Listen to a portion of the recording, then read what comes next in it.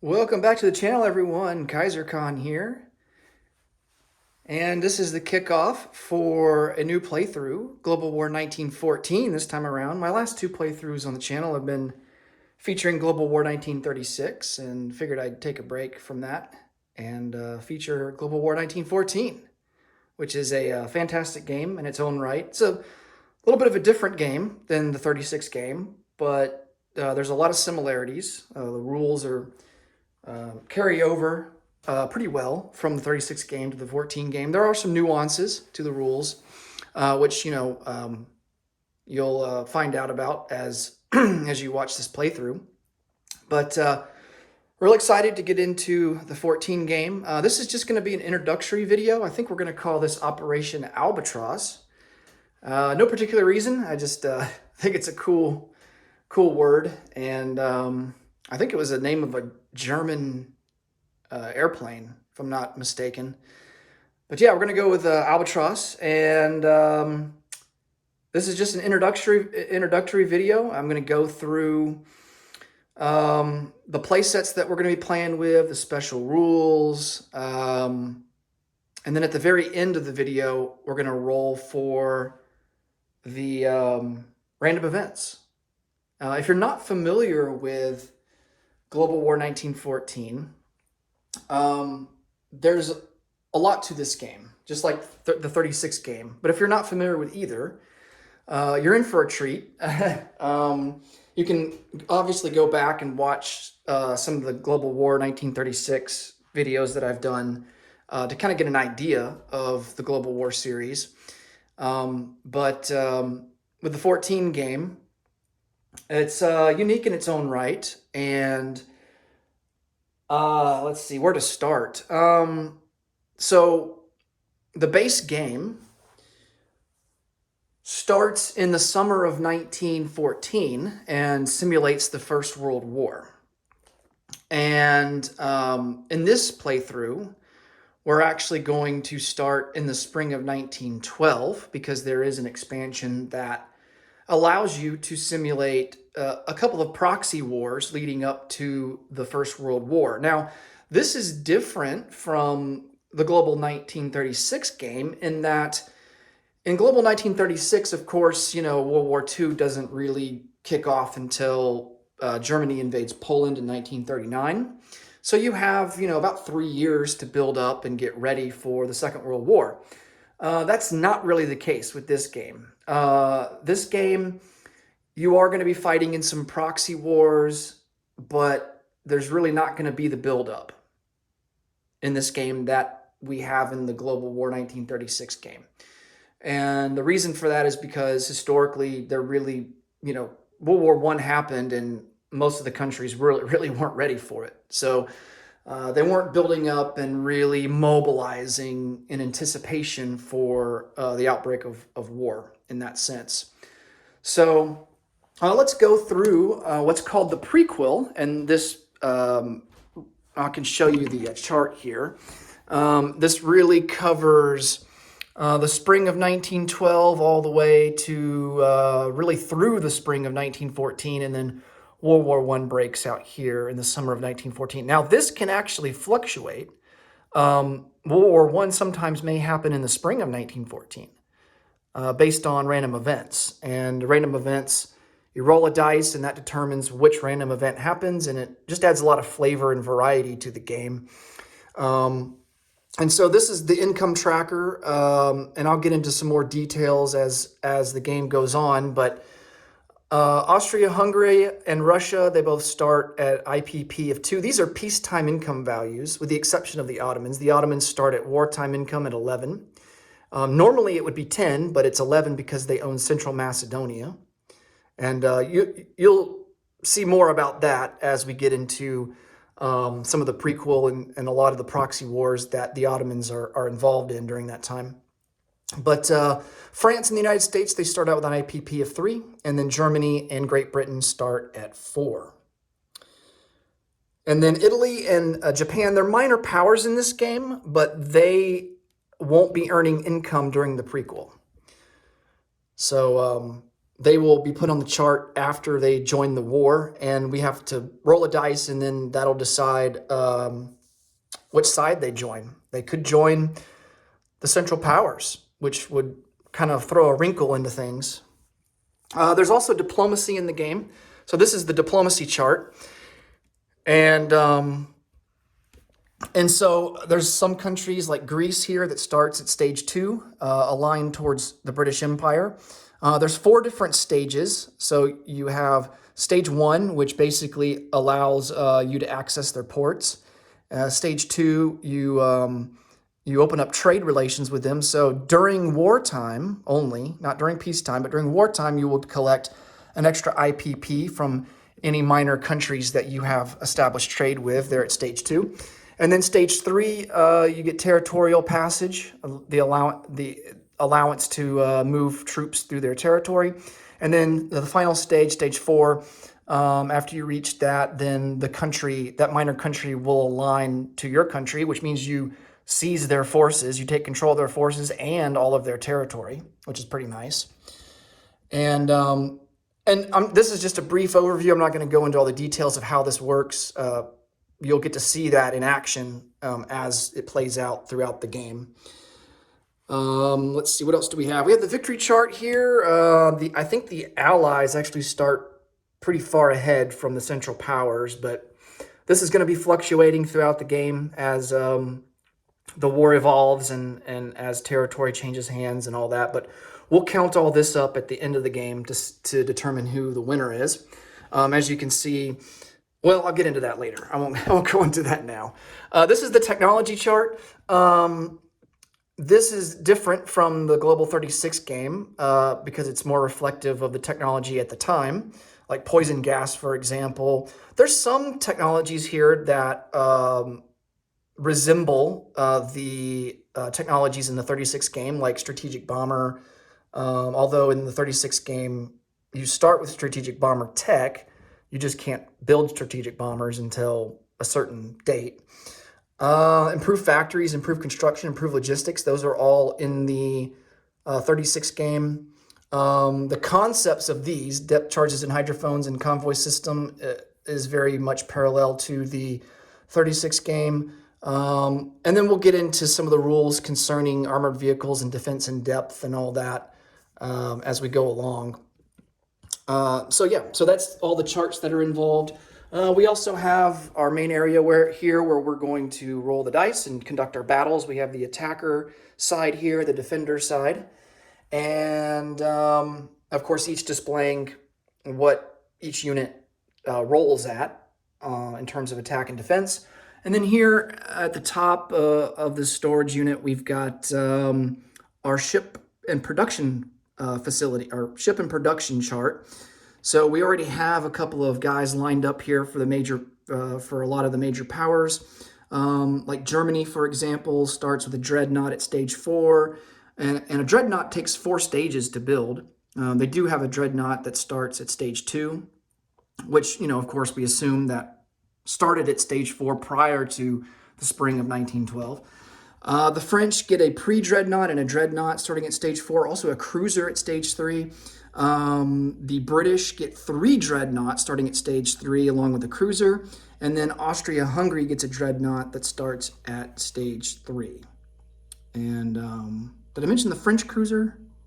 I think I did. I don't remember. All right. Let's come over here to the board and let's go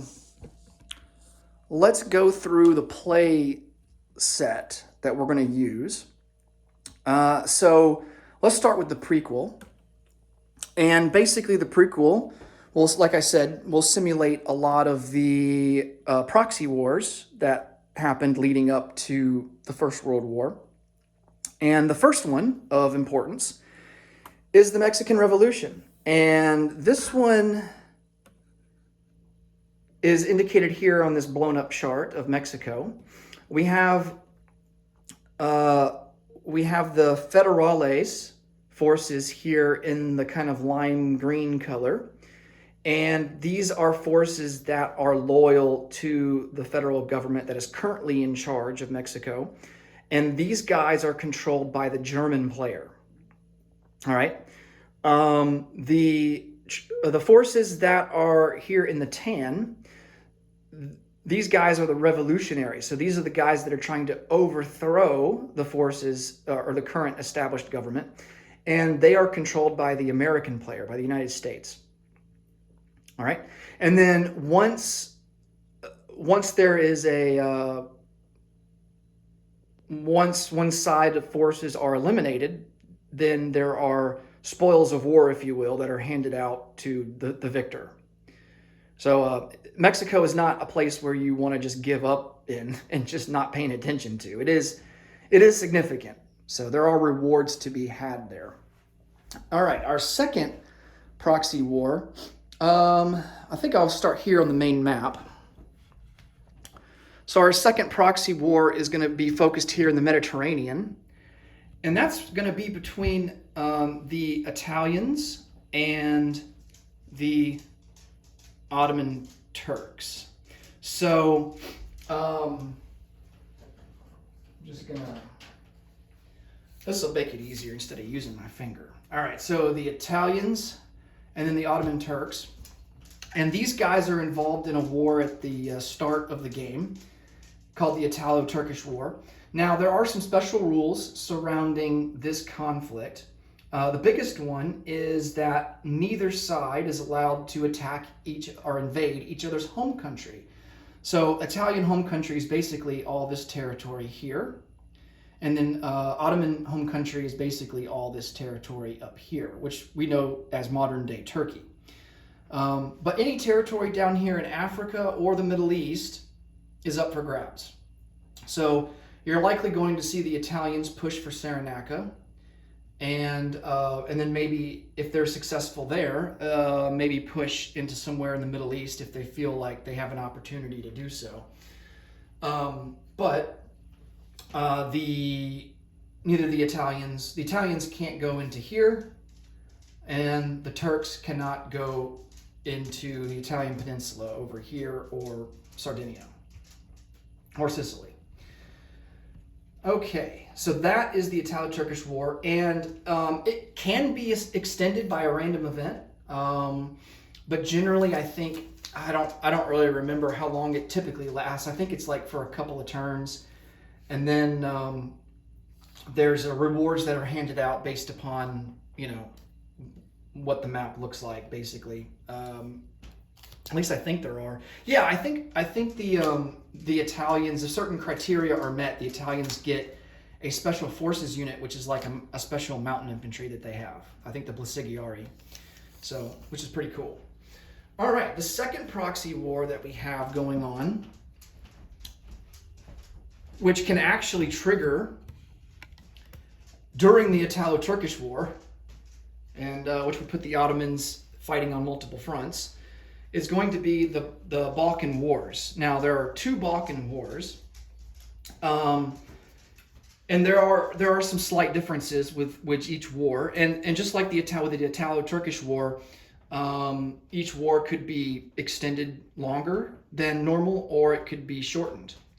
So again, random events are really cool because they provide more flavor and variety to the game. So just a brief overview thing about this conflict and how it's going to function and work.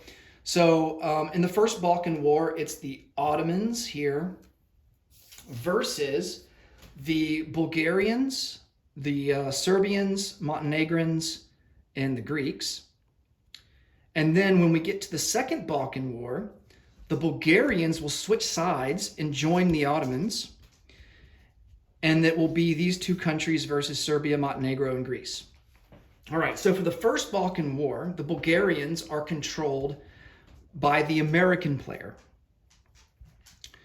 And then when they switch sides in the Second Balkan War, they will then be controlled by the Austro-Hungarian player. Serbia is actually aligned to Russia, which is different than controlled. Controlled basically means that a major power controls the forces of that minor power, and aligned means that minor power effectively no longer exists, and their territory and forces are under the control, well, not control, but they basically are replaced by the minor power forces. So technically these forces here are Russian, but because Russia is not at war with another major power, I just decided to make them Serbian. So I think it adds a little more flavor to the region anyway. And so, but just keep in mind that Serbia is controlled by the Russian player, and they are aligned. So when World War I breaks out, these forces here in Serbia would actually become Russian. Montenegro is controlled by France, and then Greece is controlled by the British player. Okay. And then I went through Bulgaria. Yeah, I went through Bulgaria. All right. So that's all for the prequel. We also have, once World War I breaks out. Oh, and it's worth noting too that during the prequel, forces of major powers are not allowed to move. So all of these forces, whether it's Russia, whether it's Austria-Hungary, Germany, France, or Britain, these guys in here are not going to move. They're going to stay where they are, and the respective players are not going to be allowed to, which is me. Well, I guess I didn't mention this is going to be a solo game. But these forces are not going to be allowed to move on the map. So, of course, in the 36 game, starting in 1936, you can move your forces. I think just within your home country mostly, but in this game, in the prequel, you're not allowed to move your forces even within home country. So, before we go over to China and go over that, I am going to go over another rule that or another aspect that might be kind of confusing when you're looking at it on the board. And I think the best way to show this is probably going to be to show the Ottomans here in the Middle East. Okay. So, as you can see here, the Ottomans have a lot of militia all over the Middle East and here in Africa. So, generally, militia are not, you cannot produce militia outside of home country. So like, for example, this is home country here, modern day Turkey for the Ottomans. Militia would generally go here, either in Thrace, Constantinople, Anatolia, or Eastern Anatolia. But they are not allowed to go outside of that, here in the Middle East or in Africa. But the game starts you out with militia here. And so instead, what you would be allowed to put down here in this region would be called colonial infantry, which are basically militia for outside of your home country. So the significance of that is, aside from the fact that you can't produce militia outside of your home country, is that these militia, unlike colonial infantry, are not able to move. So they're stuck here, unless if they're upgraded. And so at that point, it's more beneficial to have colonial infantry, of course, because colonial infantry can move. So that's really the big difference there. And I think that's probably the biggest example. I can show you some colonial infantry, which are here in these French colonies. So these guys would be able to move. These are not militia. So if you don't see a militia, tag underneath a unit that has a militia sculpt, then assume that it's a colonial infantry, and then if you see a militia sculpt in home country, then you can assume that it is a militia. And militia inside of home country can move inside of home country. Okay, now let's go over to China, because this is kind of another game within the game, if you will. And what's cool about this is it kind of simulates the warlord era of China. The biggest faction is the KMT, and they are controlled by the American player. And they actually go last in the turn order. So the United States of America is next to last to go, and then the Republic of China is the last to go. And so at the beginning, and you'll see this once we get to it, and it's not going to happen until the warlord era is not going to kick off until the First World War breaks out. And so there's really nothing that's going to be going on here in the prequel. So what happens is that once the Chinese warlord era kicks off, at the very beginning of China's turn, they will draw 3 cards from this deck, the Chinese warlord era deck. And then they'll just carry out the instructions that are on the card. And I mean, usually it can range from a various number of things. Usually it's like placing a certain unit type somewhere, and it'll tell you where to place it. Other instructions might be something like, take your forces from this territory and you must launch an offensive into another territory. Usually that's for a certain warlord other than the Republic of China. And then there's a really bad card, at least one of them, where one of these warlords will steal money from the Republic of China, which really sucks for the American player. So there's that. Okay. So I think that covers just kind of an overview of China. And then last but not least, we're also going to be playing something that's pretty complex and involved. and you'll see, as it unfolds and as it happens, what I'm talking about. And that is the Russian Revolution. So, of course, during this period in history, 1917, the Russian Revolution happened. And so we're going to simulate that. It may not happen in 1917, but, like most things in this game, they're random, and you'll roll a dice, and then that will kind of determine whether or not the revolution breaks out or not. And there's certain factors that can boost your chances, or lower your chances. So there's 2 phases to this. There's the Russian Revolution, and then the second phase is the Russian Civil War. And that occurs after the conclusion of the First World War. And so what will happen is, on the Russian turn, after the revolution happens, the Soviets will form.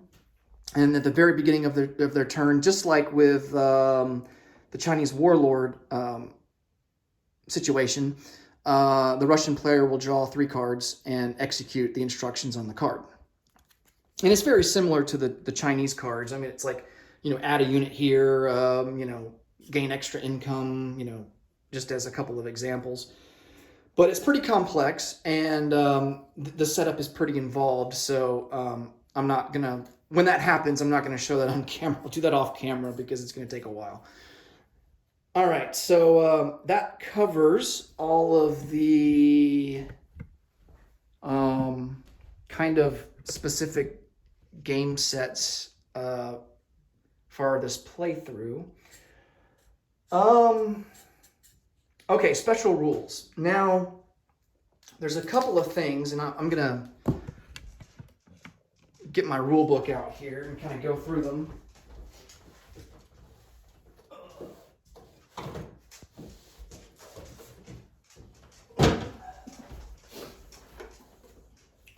If I can find some space to put it out here so I can show you guys.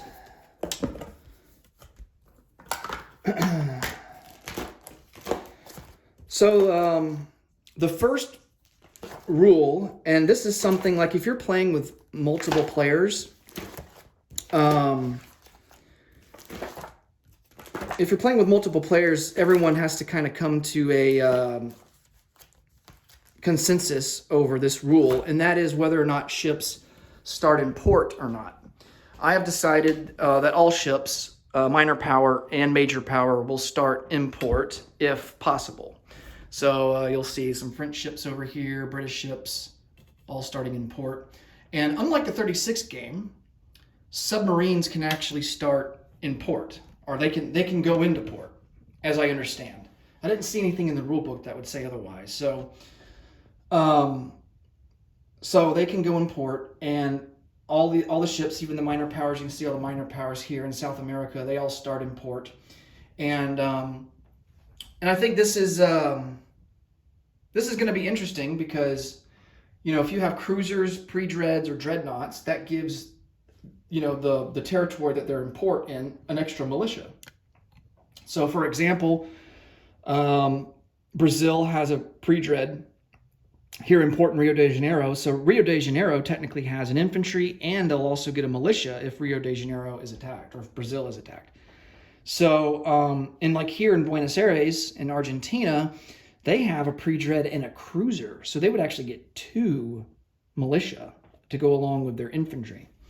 So I think this will just, make territories more defensible. And now the downside to that is that if someone is successful in taking that territory, they get to roll a dice to see if they capture those ships that are in port. So,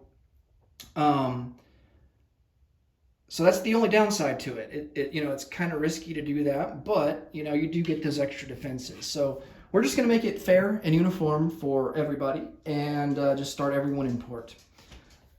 All right. There is an example here, though, like these British ships down here off South Africa. They're not allowed to go in port because this is a minor facility. This is not a major facility. You have to have a major facility for your ships to be designated as in port. Okay. Let's see if I can come over to the rule book here and find... Oh boy, I gotta remember where the special rules are at here. Actually, it might be towards the end. Let's see. It's in facilities.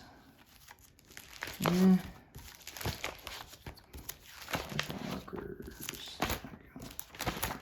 Optional rules. There we go. Well, there's a big glare. Let's see if I can... There we go. That just tells you where they are. We are going to do variable ending.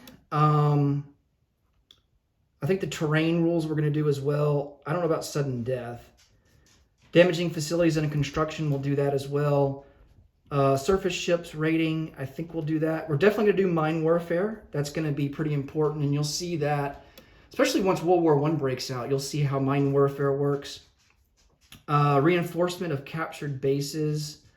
Railway gauge. So if you're familiar with the 36 game, there's a rule with how railways work. And I can kind of go over here. Let me go to Europe. So we are going to play with the railway gauge, which means that each section of the world, so like Europe is a section, Africa, the Americas, for example, the Middle East, Russia, they all have a designated amount of strategic rail moves that you can use to quickly move forces across the battlefield.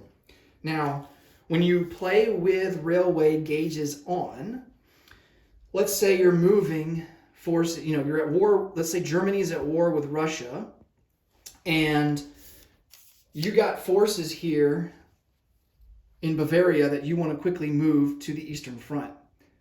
So if you're going to do that, your forces can only move within home country, within the European theater. Once they get to a different theater, they have to stop, and then they can continue on the next turn. So if you play with railway gauges off, then you can have continuous movement. You don't have to stop. So we're going to play with the 36 rules where you have to stop. But if you have improved logistics, then you can ignore the railway gauges. All right. So that's going to be it for that rule. We are playing with the prequel and get this back on here. We are playing with the prequel, and we are playing with the Russian Revolution and the Civil War. All right. So, and these rules, we'll kind of, highlight them more, and you'll get to see them in action, as the game goes on. Okay. So the board's all set up and ready to go, and let's roll for random events, and let's kick this thing off.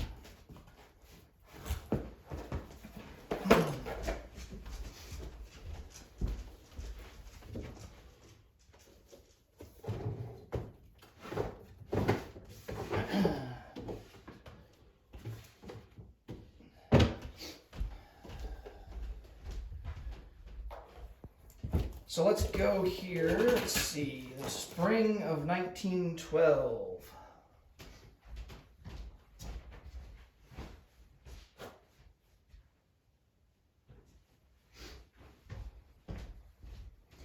I'm gonna get a dry erase marker here.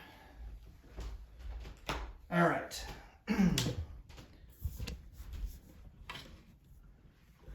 I need to, this is from a previous playthrough. So I like to mark on here. I like to mark on here which one was rolled. That way I remember, because sometimes you got to go back and you got to be like, now which one was it? Oh yeah. Because I mean, it can have impacts, you know, into the next year sometimes. And so you might have to go back and reference it. So how this works is we have to do 2 random event rolls. So one for spring of 1912 West, and then another one for the spring of 1912 East. All right, so we're gonna, and this is a D6 die that we're gonna be rolling. So we're gonna get this all set up here.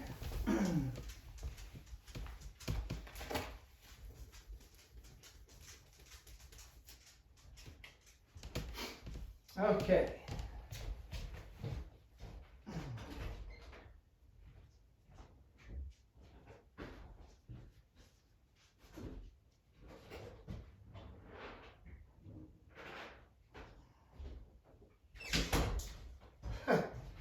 I was so excited to get this playthrough underway that I forgot to get my dice out. Kind of need to have those.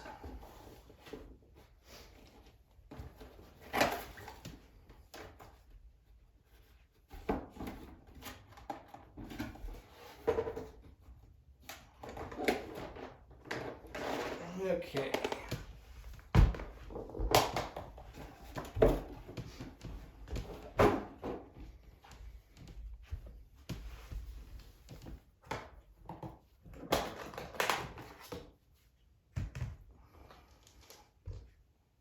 All right. For the West, we're going to use an American die. And I think for the East, we're going to use a Japanese die. Okay. All right, so this is for the spring of 1912 West. That is a 5. All right, the Moroccan crisis. France must choose one of the following: accept German demands and pay 2 IPP per turn for the next 3 turns as compensation for German investments in Morocco, or deny German demands. Germany must spend 2 IPP this turn to place 2 attacking neutral infantry in Morocco, which becomes a German-controlled minor power that aligns when Germany goes to war if they succeed in combat. I think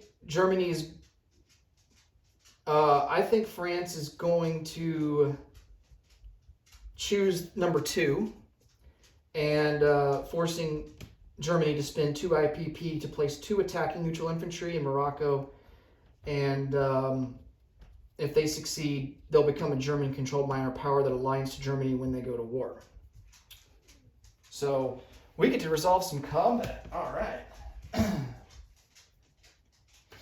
So let's go ahead and take care of that before we go over to the East.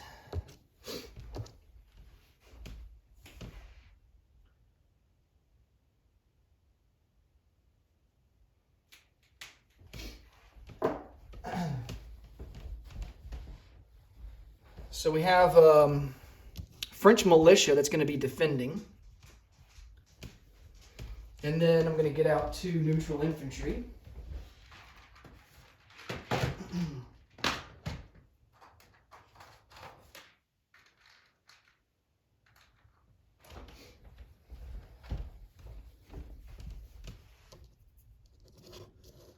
So they'll go up against 2 neutral infantry.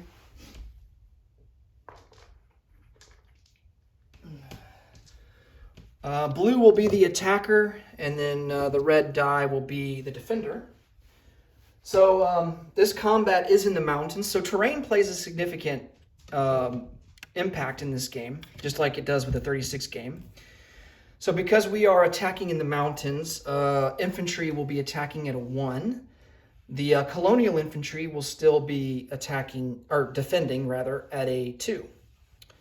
So no impact on the defender, unless if it was a mountain infantry. If it was a mountain infantry, then his defense would actually get boosted up by 1 in the mountains. But as it stands, we're going to be 2 at 1 versus 1 at 2. And we're just going to throw them all down the chute here and see what happens. Now, one thing I do need to explain about combat. Ordinarily, in this game, unlike the 36 game, combat lasts for 3 rounds. Except during the fall and winter turn, combat only lasts 1 round. Of course, in the 36 game, combat is endless, unless if it's in a city, then it would be limited to 3 rounds. But in this game, normal combat is limited to 3 rounds. In the winter, it's only 1 round. All right, but since this is a random event, combat it continues to go until there's a decided victor. All right. Wow. All right. So, neutral militia is lost.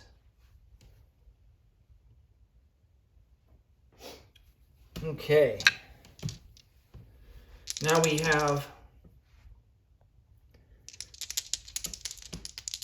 1-1 versus 1-2. Oh my goodness. Oh man. And so the French colonial infantry rolled a 1 both times, and that eliminates all of the neutral forces. So Morocco will not become German controlled, and France will retain Morocco. And on top of that, Germany has to pay 2 IPP. So, sucks for Germany, and that's a really good turnout for France. Okay.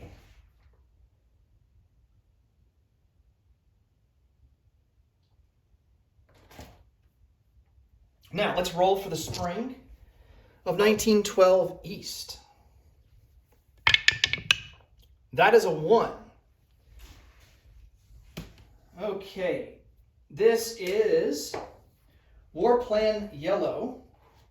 U.S. must choose only 1.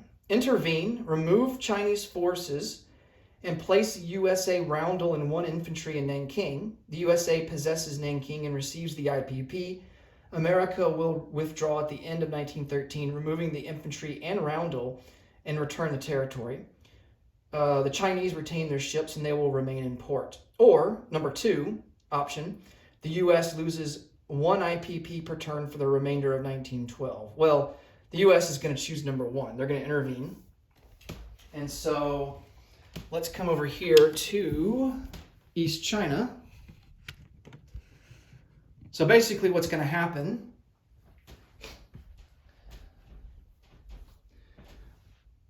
these forces here in Nanking will be removed.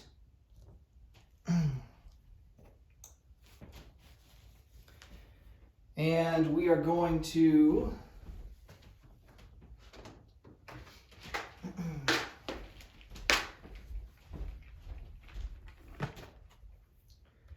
let's see, it says to take 1 infantry. So we're going to take 1 U.S. infantry. We're going to place an American roundel in Nanking. There's the infantry. And yeah, USA possesses Nanking, receives the IPP. So that's worth, I think, 1. Yeah, that's worth 1 IPP. So USA will go up to 4 on the IPP chart, matching Britain and Germany. And that will last until the end of 1913. And then we have to see, this is why This is why I've got to mark which one was rolled, because or else I'm going to forget to remove the infantry and the roundel and return the territory. So now the bad thing about this actually hurts the United States, because those Chinese forces, they're not getting them back. So and then, at the end of 1913, and this is well before the Chinese warlord era breaks out, the USA has to retreat out of there. But they are going to get an extra IPP through that time, so per turn. Okay. So we've done that. All right. So that will conclude the random events for the spring of 1912. Oh, there's another rule that I forgot about that we were playing with that's kind of cool. I found it on the HBG website, and I don't know if it's up to date or not. I just saw it on there, and I thought, man, that'd be pretty cool to play with. And that has to do here with the British fleet, and also the American fleet as well. I've got them both right here. Both of them have Olympic-class ocean liners. Of course, the Titanic was an Olympic-class ocean liner. And how it works in this game is that the British and the Americans each start with one.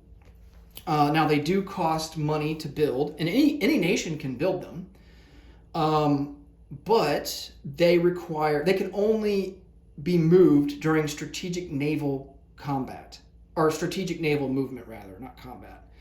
So they don't move just in regular non-combat phase. They have to be moved via strategic naval combat. And they can carry up to 3 infantry. So this is going to be super helpful, especially for the United States when they have to start funneling all these troops over from America to the trenches in Europe. And so, but the downside is that if you're going to transport 3 infantry and the ocean liner itself, that's 4 strategic naval movements, and I think that's really the limit for the United States and Britain.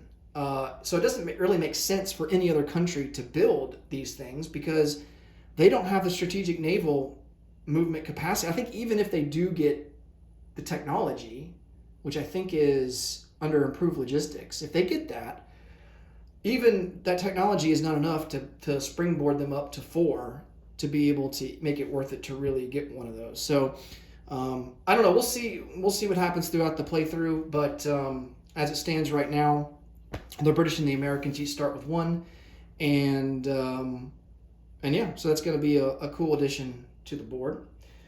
And I think that does it for this introductory video. It's kind of long, but there was a lot of kind of things to go through and kind of lay the foundation for this game. And as always, thanks so much, guys, for watching. I hope everyone had a great holidays, and really look forward to doing this playthrough and getting it out to you guys. And until next time, take it easy. Bye for now.